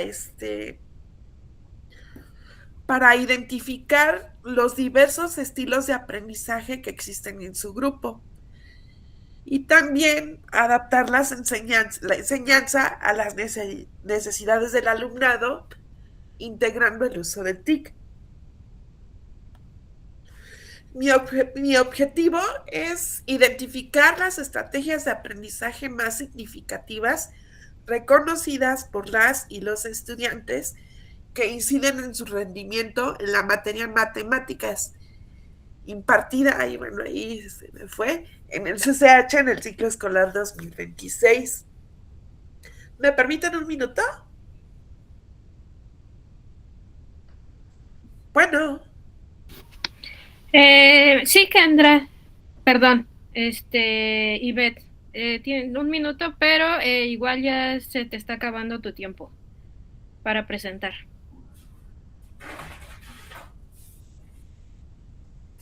Perdón, ya. Mi hipótesis es que me raspa la garganta. Es que la aplicación de estrategias de aprendizaje metacognitivas, como la planificación, evaluación, control y autorregulación, producen una mejora significativa en el rendimiento académico de las y los estudiantes de CCH en matemáticas. Y bueno, para la UCA de intervención, hice una prueba, apliqué ambos cuestionarios. tanto el cuestionario sociodemográfico como el cuestionario CBAPEU. Esta prueba piloto me permitió identificar que era necesario acotar el cuestionario exclusivamente a las estrategias metacognitivas por ser relevantes para mis objetivos. Me permitió también identificar que debo de incluir el uso de herramientas tecnológicas y el uso de inteligencia artificial, porque aquí encontré, mediante un modelo de regresión lineal bayesiana, que el uso de GeoGebra ayudaba a potenciar las habilidades, las estrategias metacognitivas. Me permitió también... Ivette, perdón que te interrumpa, pero desafortunadamente ya acabó tu tiempo de presentación. No nos podemos detener más. Voy a tener que dar paso a tu retroalimentación. Ok, está bien. Ok, pues comencemos. Le cedo la palabra a la doctora Morales. Adelante, doctora, la escuchamos. Gracias. ¿Qué tal? Buenas tardes, Ivette. Te oyes mal de la garganta. Y bueno, pues veo que estás haciendo un esfuerzo por estar en este coloquio. Bien,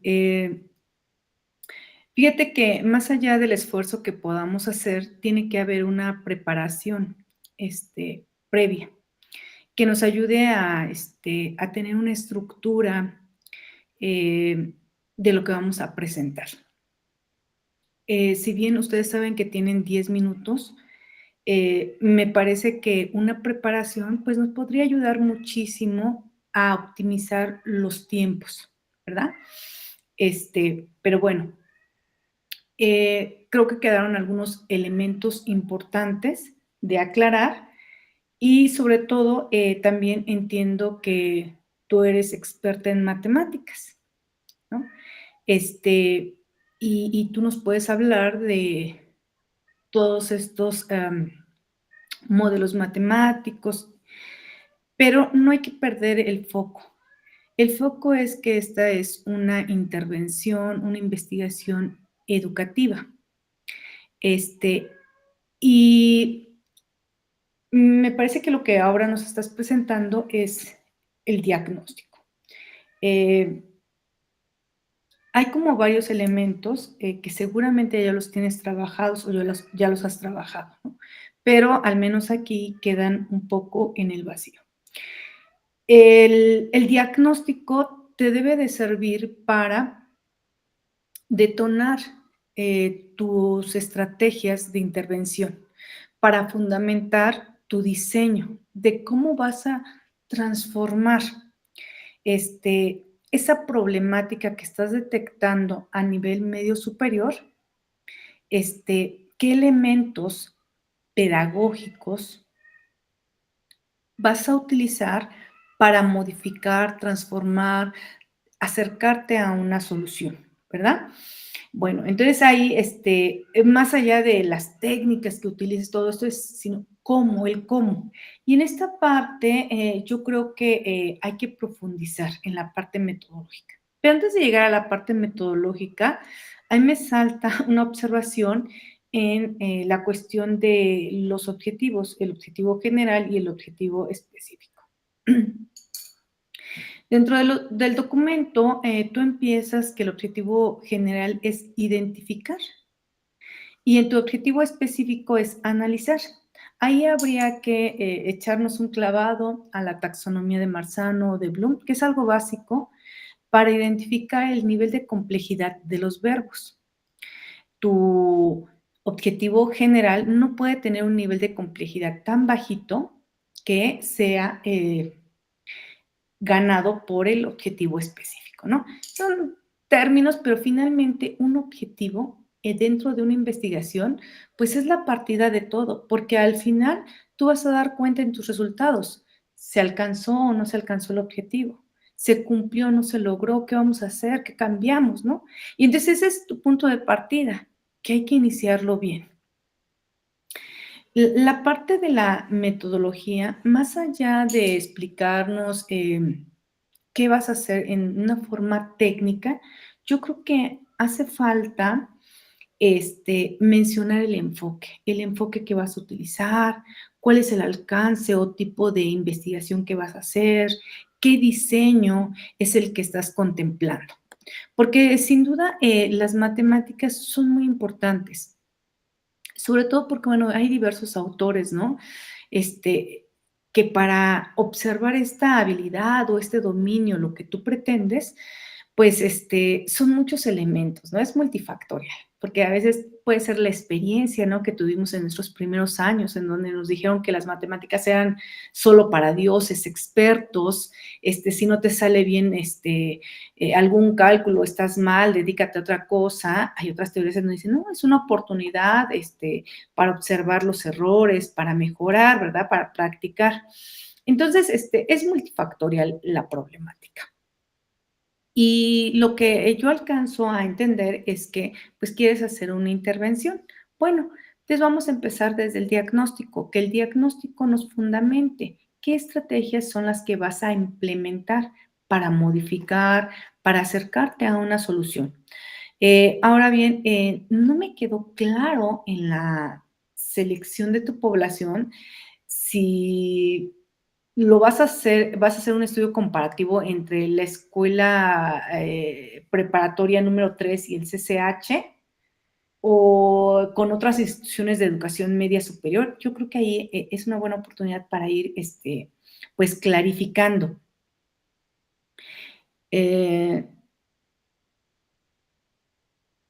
Tomas algunos elementos, pero no logras hacer esa, o al menos no entiendo esa conexión. Permíteme, aquí lo anoté. Sí, falta conectar y explicar cómo vas a aterrizar la teoría de este autor Feuerstein, que lo mencionas.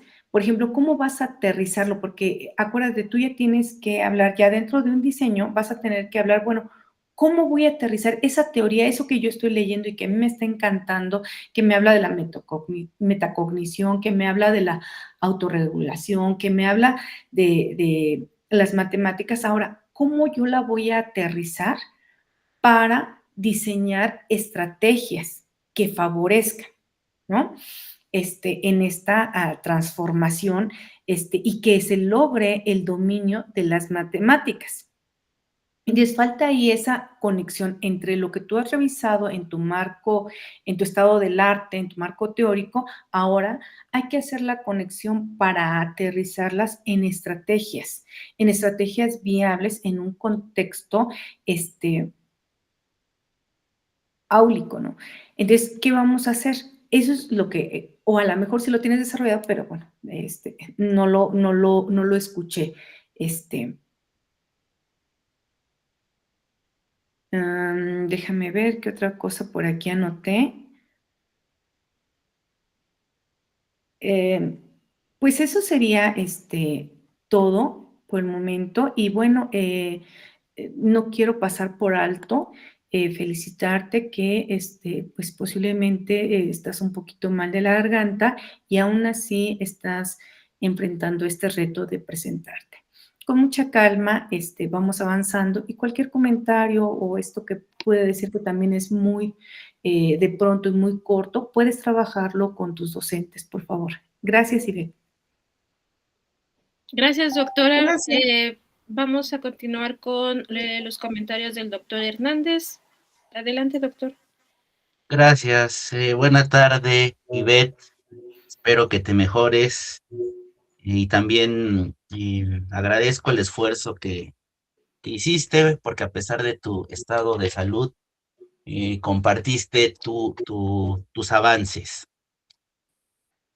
Con respecto a lo que encontré en el documento y también en esto que nos acabas de compartir, tu presentación, encuentro como varias áreas de oportunidad que se requieren desde mi punto de vista trabajar. Particularmente, creo que se necesita hacer una precisión concreta con respecto a tu planteamiento del problema, es decir, desde dónde estás partiendo.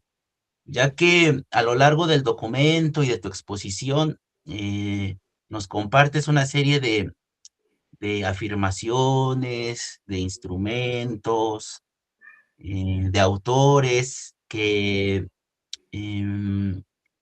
están en este proceso de una construcción concreta de qué es lo que se va a investigar. Sin embargo, quizás en aras de darle esta consistencia, este orden, valdría la pena pasar por un tamiz, por un rasero, todo este documento, toda esta exposición que nos acabas de hacer, con unas preguntas que metodológicamente aparentemente son preguntas muy sencillas, pero que nos dan pista y sobre todo nos dan una idea de cómo estructurar para que tenga una coherencia, una consistencia, eh, eh, particularmente lo que quieres hacer en tu trabajo de investigación. Estas preguntas son, primeramente, el qué, que si bien en tu documento hablas bastante del qué, a mí me parecería fundamental que lo hicieras explícito. Es decir, en tu introducción de tu documento dices, las matemáticas son clave para el avance científico y la innovación en nuestra sociedad, que sería como parte de ese qué y por qué. Y posteriormente nos das una serie de datos que aquí hacer una aclaración también, como se lo comenté a tus compañeros y compañeras, cada que en un escrito académico damos datos, hacemos aseveraciones, requieren estar citadas. Si bien a diferencia de otros trabajos, el tuyo presenta una serie de articulaciones teóricas a partir de estudios, de autores, de artículos, que forman parte de la construcción teórica. Me parece que hay puntos y sobre todo hay momentos de tu investigación ¿cómo decirlo? Que requeriría de brindar esa fuente bibliográfica y sobre todo reitero que son datos que mi pregunta es, ¿de dónde sacaste esos datos, no? O sea, fue la pregunta que me surgió. Otra de las cosas que quisiera yo destacar de tu presentación es que tienes ya una referencia teórica con los autores que nos compartiste y sobre todo por todo el estado del arte que presentas en tu documento. Quizás aquí lo que valdría la pena es precisar, delimitar qué autores vas a trabajar, ¿no? Porque parece que tienes muchísimos y de repente, o a mí al menos fue la impresión que me dio al leer tu documento y ahorita al escucharte, que al tener tantas referencias teóricas, quizás puedes perder el foco de lo que en un inicio estás planteando, ¿no? Esta parte de investigar las razones de por qué hay un retraso con respecto a estas habilidades matemáticas, a estos conocimientos matemáticos. Por otra parte, también me gustaría comentarte con respecto a tu metodología, si bien tomas como referencia ya un instrumento, el CBAPAU, no sé si lo mencioné bien. Sin embargo, posteriormente hablas acerca de otro instrumento, un instrumento que indaga como cuestiones más sociales, emocionales. Me gustaría preguntarte, ¿cómo desarrollaste este instrumento? Es decir, si bien mencionaste que es un pilotaje, ¿cuáles son las fuentes con las cuales sustentas este instrumento? Si ya existió procesos de validación. Si reitero, si bien nos comentas que ahorita estás en un pilotaje, previamente, ok, está diseñado para universitarios.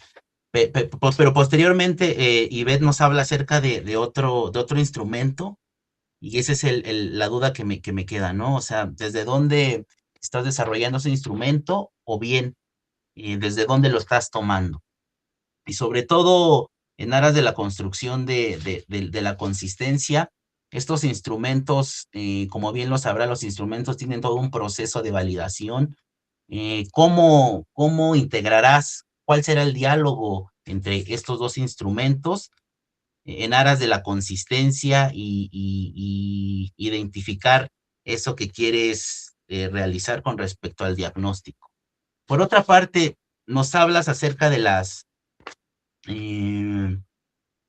estrategias de aprendizaje que son propias pues del alumnado, de las y los estudiantes. Sin embargo, hablar de estrategias de aprendizaje nos lleva, sin lugar a dudas, a hablar de estrategias de enseñanza. Y quizás aquí valdría la pena preguntarnos o agregar a tus categorías de análisis,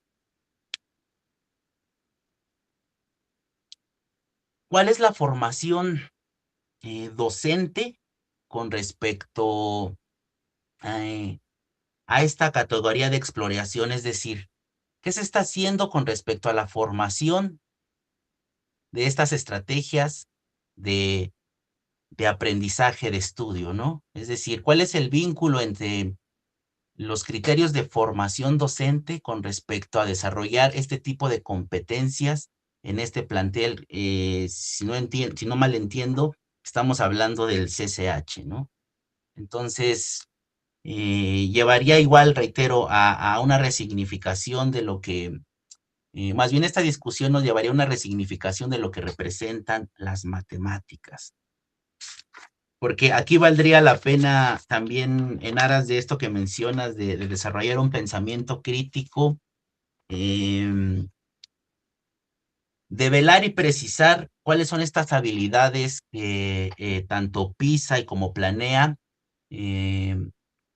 toman en cuenta para dar estas aseveraciones, ya que a mí la impresión que me da, o quizás la manera en cómo yo consideraría que sería una oportunidad para adentrarnos a esta problemática, si bien es importante, claro, cómo estamos formando el pensamiento y la actividad matemática, quizás en el fondo estamos hablando de una resignificación de lo que representan las matemáticas para la sociedad, para la educación, ¿no? Entonces, valdría la pena quizás revisar textos que son clásicos y que seguramente tú los conoces bien como especialista en matemáticas, que nos brinda una lectura distinta a esto que quiero compartir, ¿no? A la resignificación de las matemáticas. El caso más conocido es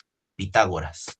Sin duda es toda una construcción de lo que representan las matemáticas, no vista solo como una herramienta, sino como una expresión del orden de las cosas, de la realidad.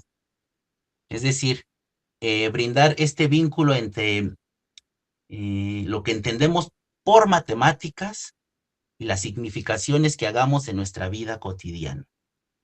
También hay textos muy conocidos de Giordano Bruno al respecto, que hablan de esta resignificación,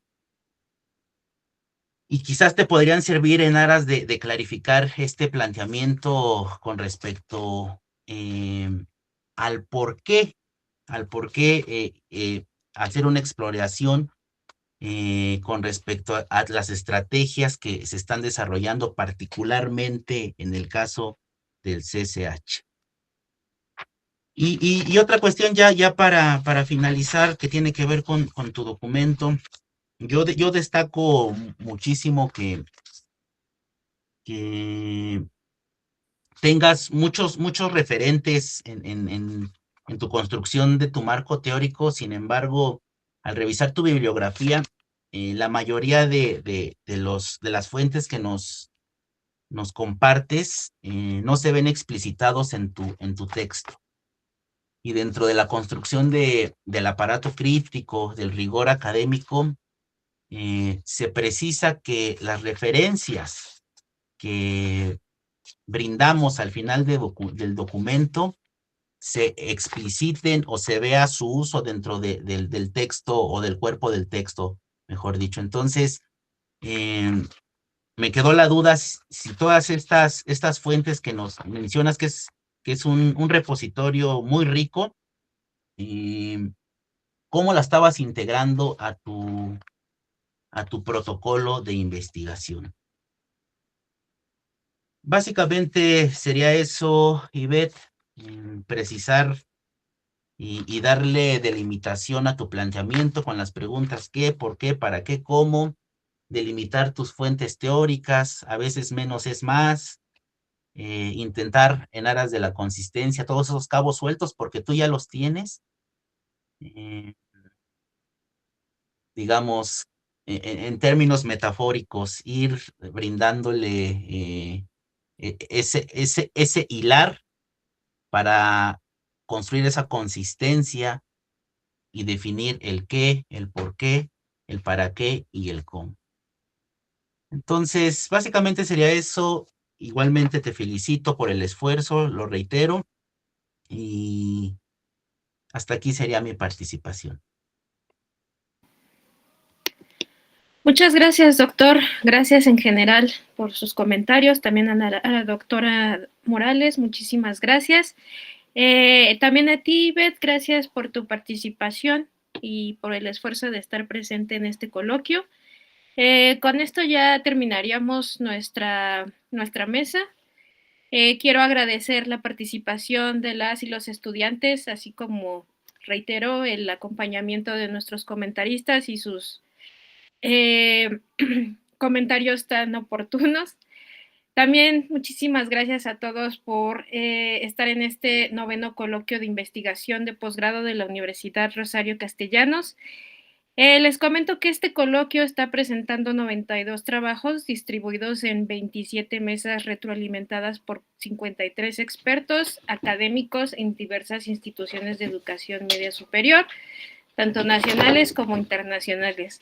Les reitero nuestro agradecimiento, les deseo muy buena noche y quiero terminar con el lema del instituto: otro modo de ser humano y libre, otro modo de ser. Gracias y muy buena tarde a todos.